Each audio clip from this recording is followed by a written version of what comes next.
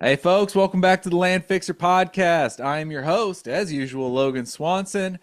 And today we have, I would say, kind of an extraordinary guest. Everybody say hi to Ralph Shearing.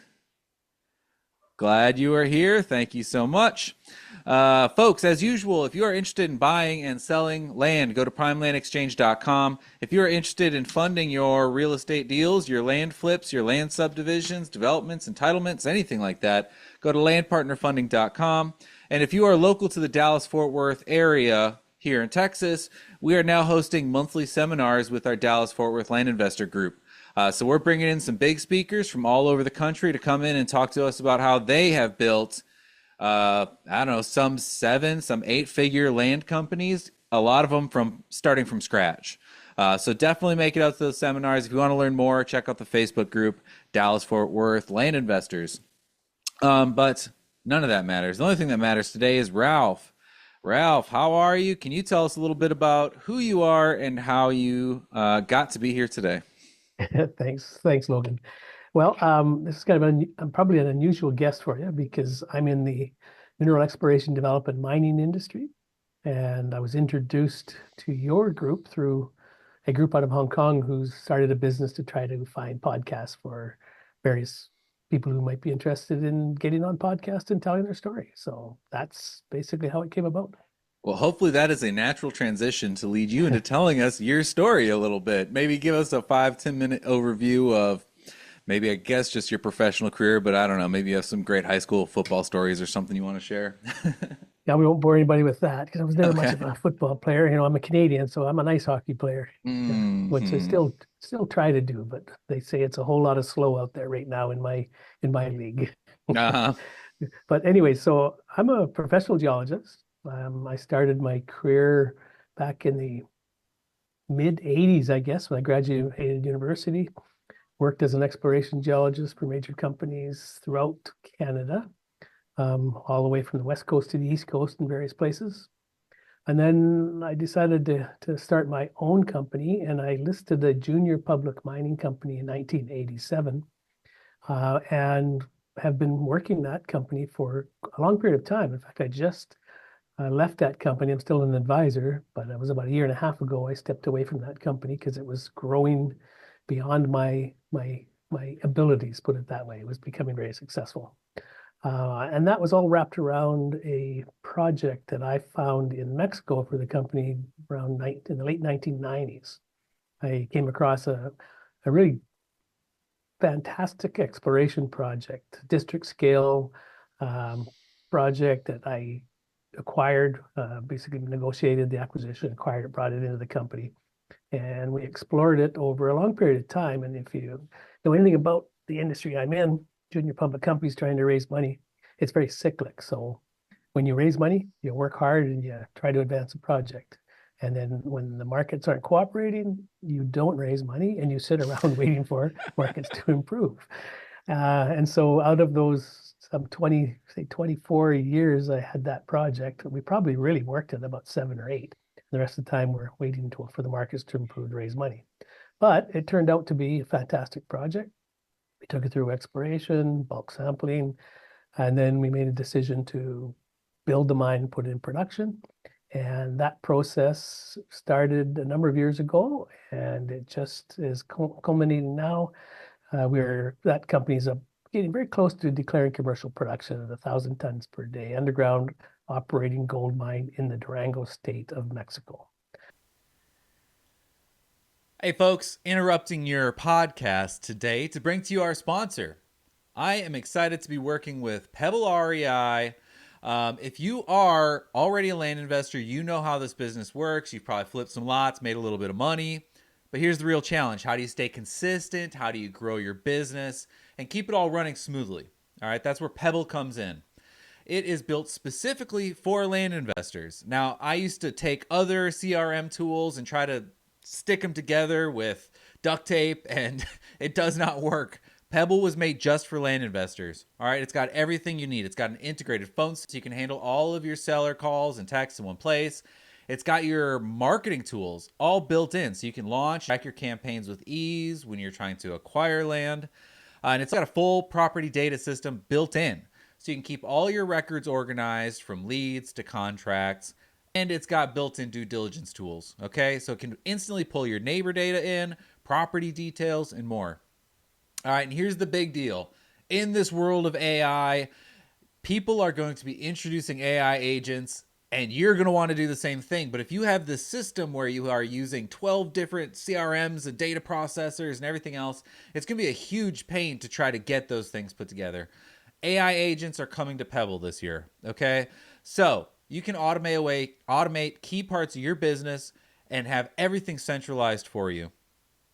It's time to streamline everything with Pebble, and AI agents will be the norm this year. All right. So, to make everything easier getting started, my listeners are going to get a $50 credit to Pebble. You can use it for things like neighbor letters, pulling data, sending out contracts, really whatever you need. So, I need you to go to pebblerei.com/the land fixer to grab your free trial and claim your $50 credit. That's pebblerei.com/the land fixer, and you are going to love this.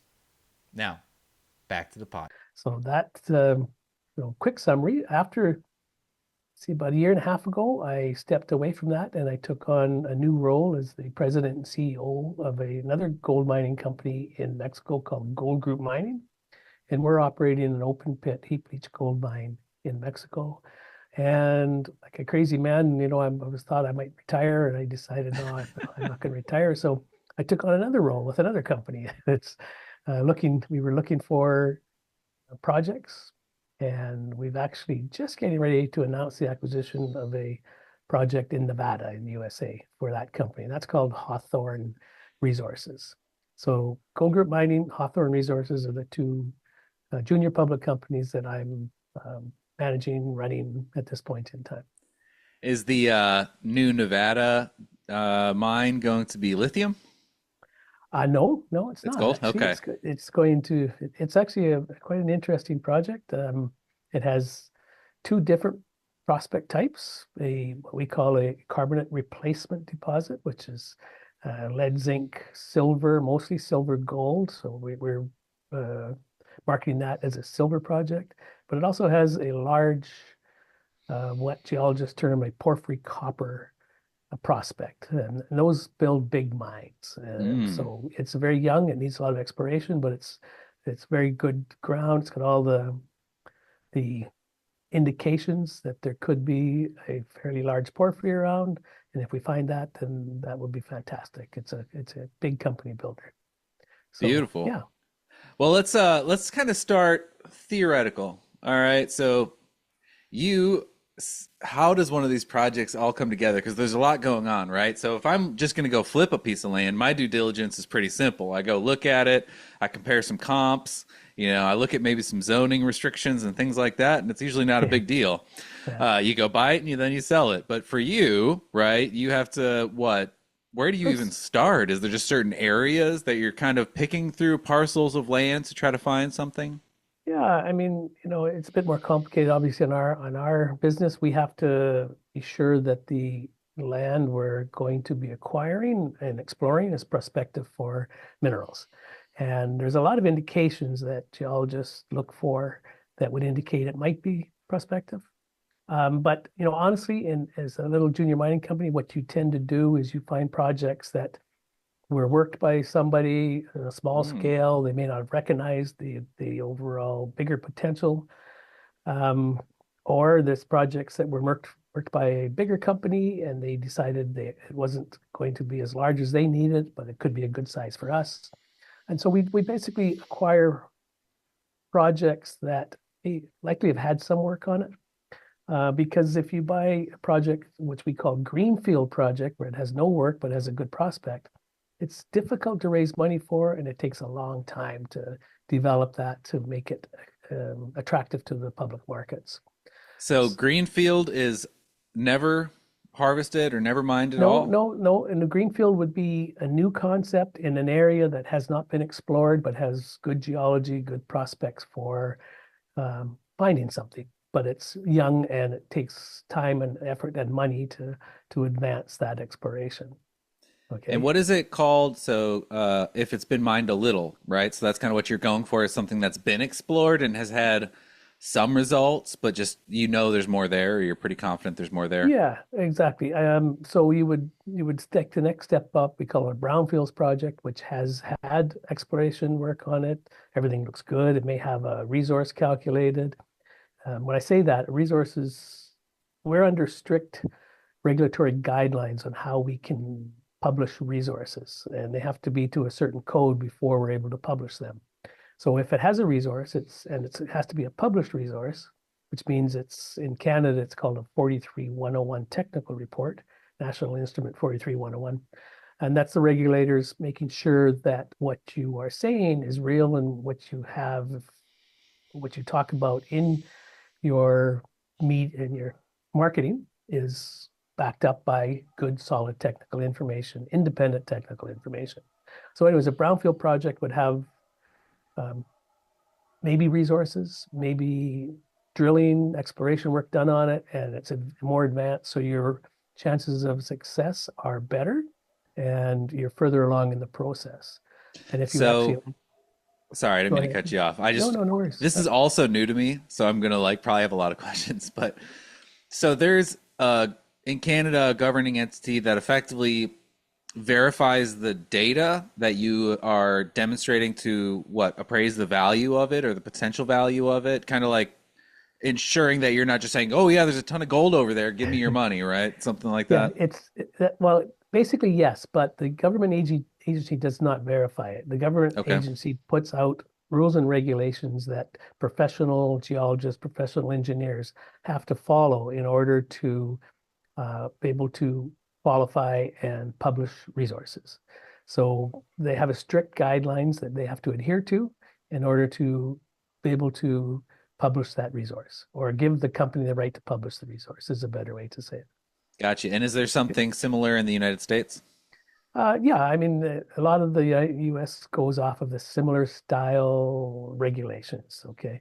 So if 43101 has become a very accepted method of verifying mineral explorations. For example, in Australia, it's called JORC, so JORC, which is, oh, I can't remember the acronym on that, but it's basically Australia's equivalent of a 43101. Hmm. And yeah, it's pretty universal now because of the previous scandals in the industry have brought all these regulations in. And it's funny because when I talk about scandals, like the big scandal in our industry was the BRIEX scandal a number of years ago in Indonesia. And if you compared that to someone like Bernie Madoff's scandals, that BRIEX Yeah. was coffee money compared to a lot of that. But our industry took a lot of heat and it changed a lot because of that. For the better of investors, for sure. Hmm. Yeah. So the structure then, so you're finding a property or, maybe a roughly previously existing mine. You get all the data, you're kind of verifying it. You're looking at key indicators on whether you think there's potential for more resources to be harvested. And then I'm guessing you kind of build something like a pitch deck, right? You're like, all right, here's the projected return, here's the land price, here's the Yeah, equipment we have to roll absolutely. out Yep. there. And then Yep. what? There's just a group of Hmm. people that do fund this. Who do you go to? Well, we go to the public markets basically, and if your project is good enough, you attract a lot of attention. For example, Luca Mining, the company that I started and just left a year and a half ago, it's been the largest volume trader in Canada and on the OTC over the last several weeks, and in fact, won some awards recently because the company is doing so well. And there's a lot of interest from investors in gold and silver these days, Yeah. for, I guess I could say for obvious reasons. Gold has reached record highs. It's, approaching $3,000 an ounce. Silver is trading $32, $33 an ounce and going higher. So there's a lot of interest in our industry, and that's been a long time coming. The last time we had a real boom in the industry was in the early, I guess it would be 19, am I thinking here? 2000 or 2024, 25, and through to 2028, there was a big boom. And then things petered out. There's another smaller boom in 2013, kind of. So it's been a long time, and our industry has suffered a lot because of a lack of access to capital, primarily because of a lack of interest in the industry. A lot of money going into dot coms, Tech. bitcoins, and Yeah. things like that. Hmm. Yep. But gold and silver are real. You can touch them, and you can put them in a safe deposit box. And the thing I like to tell everybody is gold always retains its value, as in paper currency does not. So if you went back 300 years, you would have a little piece of gold. You could buy a loaf of bread. You can still buy that loaf of bread for the same value of gold now. So it retains its value. And in good times appreciates substantially like it has over the last year. So we're in a good space. I should start rolling back to your more interest in your land situation. So why don't I explain a little bit about claims in the US and how the difference between certain claims. So there's patented claims and unpatented claims. So Okay. patented claims are claims that you would purchase where you have surface rights, you own the land, and you have the mineral rights. Unpatented claims are you have the mineral rights, but you do not own the land. All right. So obviously, patented claims are better for a mining company, less hoops to jump through to develop. Hmm. But most often, you acquire claims of both types in any single project because the patented claims they stopped granting patent claims, I think, 1984 in the Mm. U.S. and now it's only unpatented claims. So if you look at Hawthorne Resources, the other company I'm working with now, and our Nevada property, that one has both patented and unpatented claims. And the patented claims are covering an old mine. It's called the Prince Mine. And that has had past production from underground veins, which are harder to mine. You need higher grades. And we're looking at that project for an open pit style mining method, which means you can go to lower grades, bulk tonnages, and your costs are much, much lower, which means you And can, that literally just means it's a giant pit. So you're just gonna yeah, have excavators in the middle, shoveling out, and then some road that runs all the way around, and you're just yeah, hauling. exactly that. Yeah, Yeah. like Bingham Canyon is a huge porphyry copper project in Arizona. Up in Nevada, you have the Eli Ruth Robertson. These have been porphyry copper projects that have been in operation for 20, 30, 40 years, and they're still operating. So these are big potential mines. Now, our Prince project, it can be a big mine. It won't be as big as one of those ones I just described, but the porphyry copper situation we have to the north on the same project or the same group of concessions has that porphyry copper prospectivity in it. So, this is a really good project. We're just going public on it today or tomorrow. The stock has been halted because it's fairly substantial news. And when the press release is out, then the stock will come back trading. It trades in Canada, so it's more difficult for US people to purchase Mm. that stock at this point in time. But if anyone's interested, they should follow it because I think there's some good things going to happen on that project. So the mine is in Nevada. it's in Nevada. Okay. Yeah. So this is kind of interesting, right? So there's all these, I don't know if they're settled yet, but I know there's all these um not embargoes, what am I saying? But there's this issues with Canada and the United States. We're talking about taxing trade and things like that. But Yeah, if the of company course, yeah. is a Canadian company operating an American mine, I guess you get I guess you get to bypass that, Well, or no, we have a U.S. subsidiary company that owns the oh, okay, assets. I Okay, see. so you purchase the U.S. subsidiary, and then it's basically a U.S. entity. Hmm. Yeah. Okay, But all so the trade wars are just talk right now. They haven't really been implemented, so we'll right, see. it's all bluster. It seems like bargaining to me, but we'll see. Yeah. So just to get a sense of timeline, because I'm always fascinating. The bigger projects that I do, the more I recognize that there is so much more planning that goes in on the front end. So there's all this idle time and expense before the project ever kicks off. So I'm just curious on this Nevada project. Do you know how long ago did you maybe start looking at it or underwriting it to raising funds to about to launch it? Can you give me that timeline? I'm just curious. Well, it's pretty fast. And we became aware of it about 2 to 3 months ago. Okay.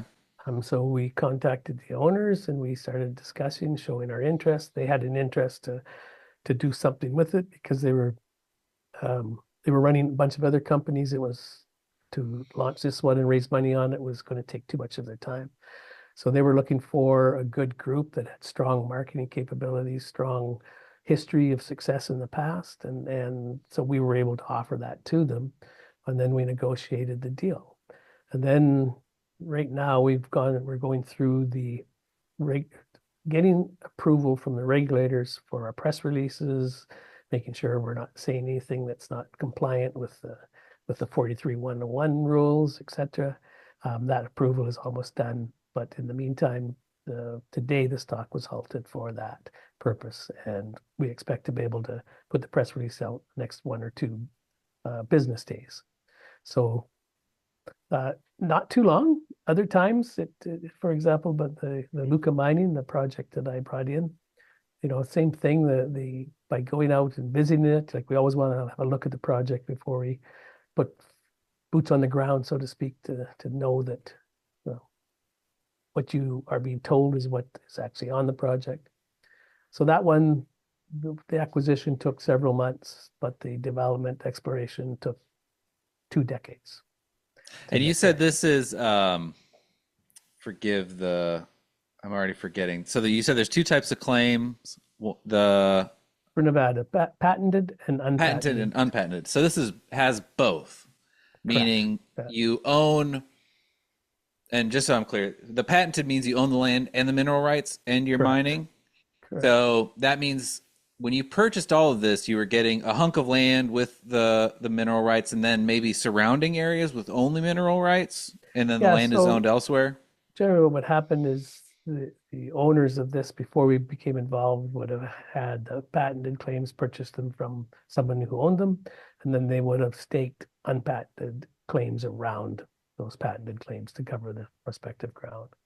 So Okay, that's probably the best way to describe it. sure. And then just to give me a rough idea of size, how big is this maybe, or like say how big is it starting, and how deep do you imagine, and how wide do you imagine this open pit will eventually be? Well, it's far too early to tell. Okay. However, the mineralization they've got about 130 drill holes in it so far. So they do have a fairly good idea of the potential dimensions. Right now, we have about 2.4 kilometers, what we call strike length along the structure. They've drilled down to about 500 meters, and the zone appears to be 500 meters wide. So, but it's still, we would term open, which means the mineralization has not been, um, you haven't defined the limits of the mineralization Hmm. yet. So we would assume that more drilling might expand the strike length of that, not necessarily the width, but could the depth for sure. And are there surface indicators to Oh yeah, say, yeah, this what are the project for surface sure. indicators? Um, Primarily an old mine. Yeah, well, right, Okay. okay. Yeah. Old mine, a few open, very small open cuts, pits where they mined, a head frame, various warehouses, etc. But that's on the silver aspect. But if you go to the north and the perfect copper target, a geologist is looking at the alteration, the minerals, the type of rocks, and then they conducted geophysics, geochemistry, surveying on it, and they're narrowing down the targets with those in order to have better chance of success when you start drilling. Okay, well, that's Yeah, really cool. yeah, So one of the things that I'm really curious, if so, say for example, I buy sell a lot of land in Texas. There may be indicators for valuable resources underneath the land that I'm buying and selling, but I don't know. Um, well, that's oil and gas. So, oil and gas is different than mineral mining. mhm. So, and I can't say that I'm that familiar with it. So I would imagine that a lot of the oil and gas landowners have surface rights, but not necessarily rights to the oil and gas. But I don't know. I mean, I shouldn't be talking too much on that because my knowledge is not there. No, that's fine. Well, that's just us thinking of a rough example. I also have land in Nevada. So I bought and sold a few hundred acres of land in Nevada, nothing crazy. But say I was to try to establish some sort of relationship with someone like yourself, a geologist, who I could say, "Hey, I'm looking to purchase this property. Would it be worthwhile to like have an ongoing relationship with someone where I'm like, hey, here's the property that I'm buying. Do you think there's any evidence that there might be something valuable underneath it? Or would it be kind of like the opposite? Like maybe I go get a good buddy who's a geologist and I say, hey, tell me, are there specific areas in maybe this county or this region where we're more likely to stumble into something valuable? Like, what's a good way for a real estate I investor would to have a say, relationship like that? if you have a relationship with a buddy who's a geologist, who's but in mineral exploration, you could ask them. Um, there are various things you could look at, but you really need to understand mineral deposits, how they form, and the potential size of it. Because as a little, trying to raise money for these things is difficult. So you need to be able to show a big picture, Mm, a big size, in order to raise money to explore them. Not to say that you shouldn't look, because it is important to know if you're buying a reasonably good sized piece of land, what could be underneath. And most of the time, it's just barren rock. hmm. But if you're in an area that is prospective for minerals, then you should certainly look. Interesting. Okay. And usually that's going to start with maybe surface indicators, but then it's always going to come down to core sampling effectively, right? You're going to drill out samples. You have to drill at the end of the day, and it's not cheap. Mineral No. exploration is expensive. So Yeah. starting right from scratch, when you're doing soil geochemistry, geophysics, different types of electromagnetic methods of exploring the depths.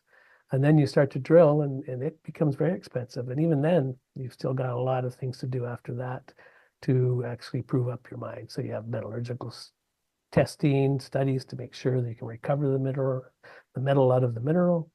Then you have to raise the money to build a mine, and that's Hmm. not cheap. So building a good sized mine, anywhere depending on the size of it, 20 to $100 million or more. If it's a big mine, it's going to cost you 300 million, maybe $1 billion on these big porphyry copper situations. So, these are not small businesses. Not for the faint of heart, I'm sure. Yeah, exactly.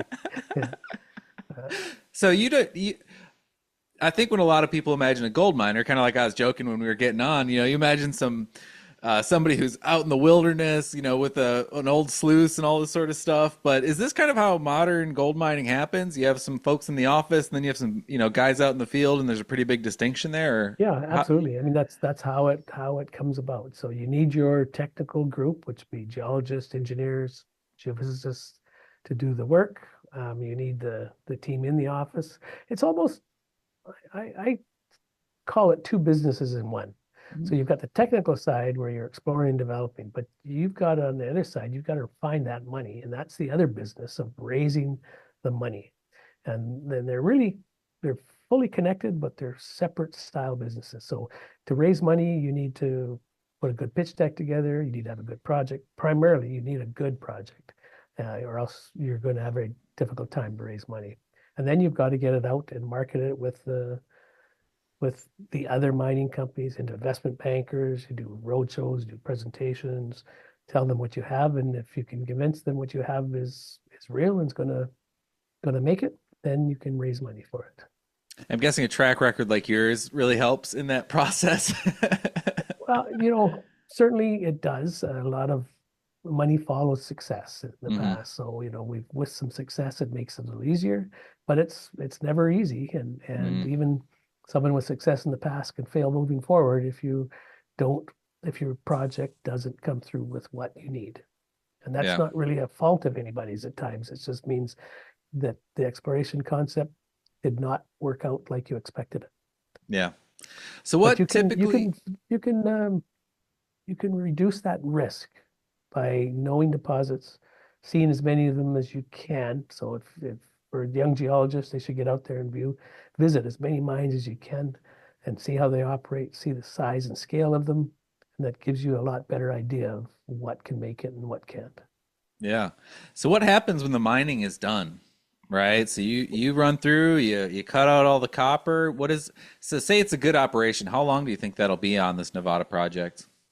That's a really hard thing to say. These open pit mines can run for 5, 10, 15, 20 years. The big porphyry copper ones I were mentioning, 30, 40, 50 years. So it Hmm. just depends on the size, depends on the commodity, depends on the grade. But eventually they'll run out. Hmm. And then your question about what do you do then, you have to reclaim. And there's a process for reclamation, and there's a cost to reclamation, which I you imagine. have to account for in your financial statements. You have to make sure that you've got the money set aside when you do finish to reclaim the area. And for an open pit, I mean, I guess all the dirt that you've pulled out that you sorted through, you just push it back in and compact it, No, or actually, you don't even do that. That okay. would be a totally unreasonable thing to do because, an open pit, there's a lot of waste rock, and the waste rock gets Mm. pulled out of the area and dropped just as waste rock in big piles.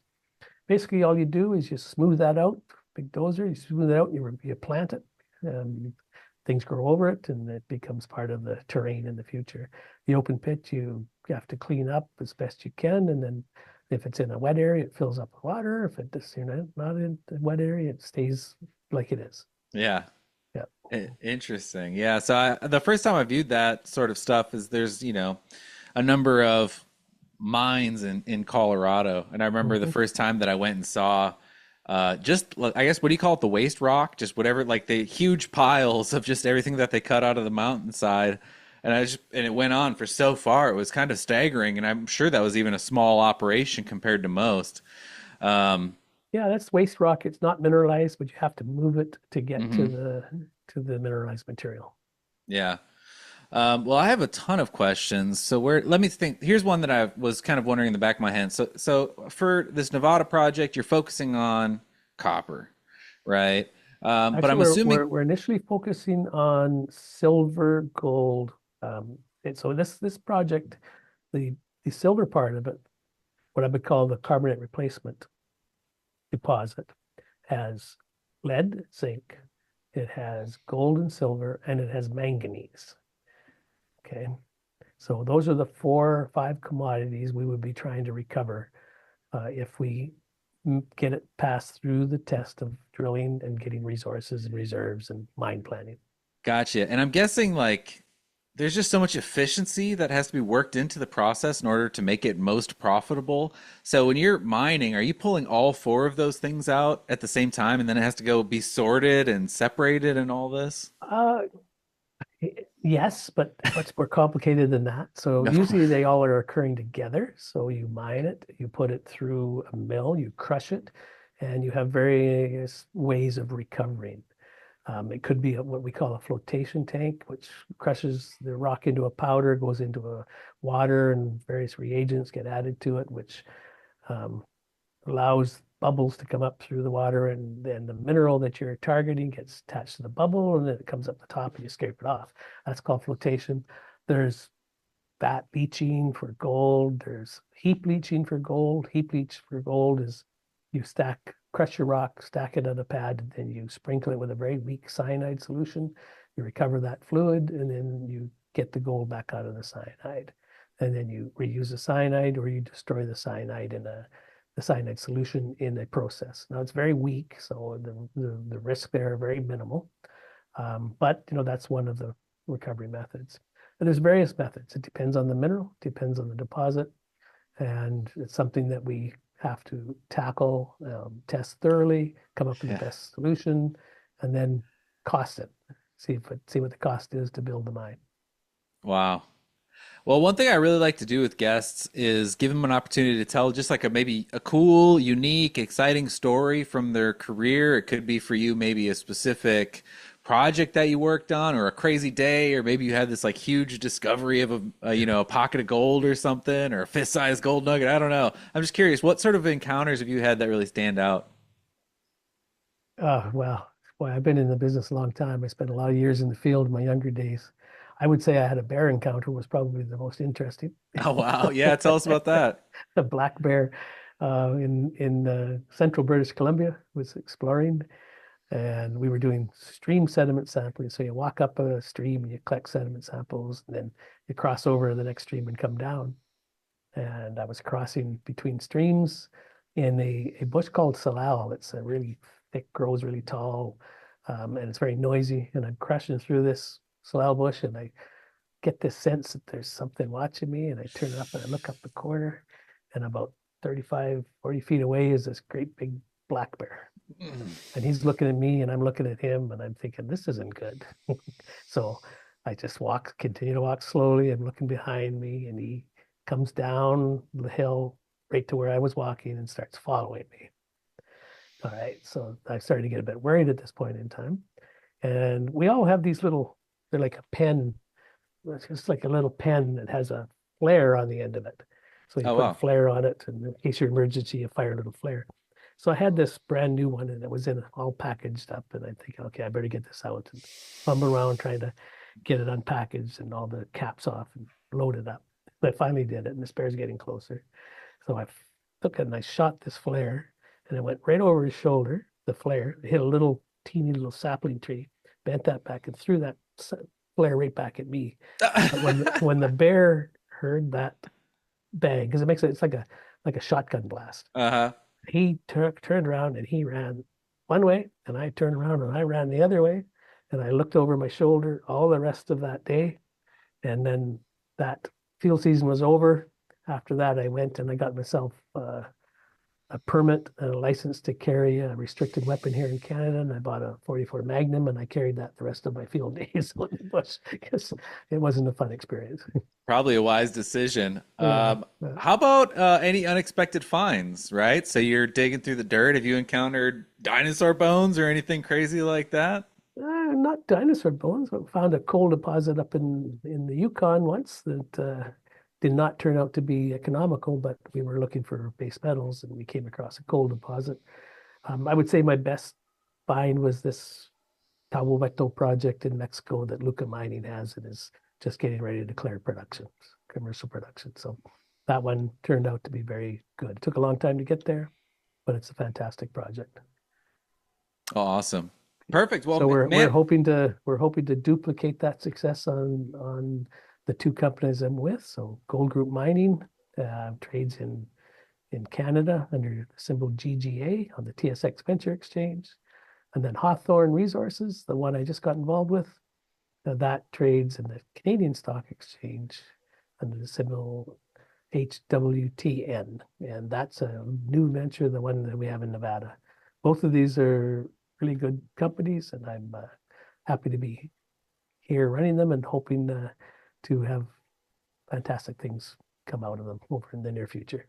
yeah, I'm gonna pay attention. That's really cool. I've never had the opportunity to go watch somebody's mining project before and Uh, see how it unfolds. So that'll be exciting. I'll bookmark it and check on it. yeah, well, we're focused on precious metals, gold and silver, really, because Hmm. that's where we think you need to be these days with the uncertainty around the world and the way those metals have been responding have been very good. In fact, even base metals have responded very well, but they haven't been in the limelight, but the prices of metals right now are very good. So Mm. mining companies, if they have mines in production and they're run well, are making really good money these days. And I don't think the general investing public is really aware of that, and they should start paying attention because those are real profits, real money, not some meme coin and Oh yeah. bitcoins and things that are, you shut the power off, you've lost it all. So Yeah, let's that's see. kind of a similar Uh, pitch I have for land. I mean, uh, land isn't gonna boom in price very Hey, often, but it it's real estate, yes. man. It's Yeah, real. you hold Yeah. on to it. It's gonna have some Mhm. steady appreciation. You can go use it. You can develop it, things like that if you want to force appreciation on it. So, Yeah. um, well, Ralph, thank you so much, man. This was really cool. This might seem like routine for you, but being so out of my day to day, I thought this was fascinating. It's always really cool to learn from folks that are just in an entirely different field. And I've been looking to talk to a gold miner for a while, so I'm very grateful for Well, your time, and it was a lot of fun. thank you. I really appreciate the opportunity and to actually tell a story to a new audience. So, if anyone has any questions, they're certainly free to look me up. Check out our websites. You can find contact information, and give us a shout. Perfect. Well, folks, that's another episode of the Land Fixer podcast. Thank you so much for listening. Remember to subscribe, share it to everybody you know, and we will see you on the next one. Thank Cheers. you. Thanks. Bye-bye.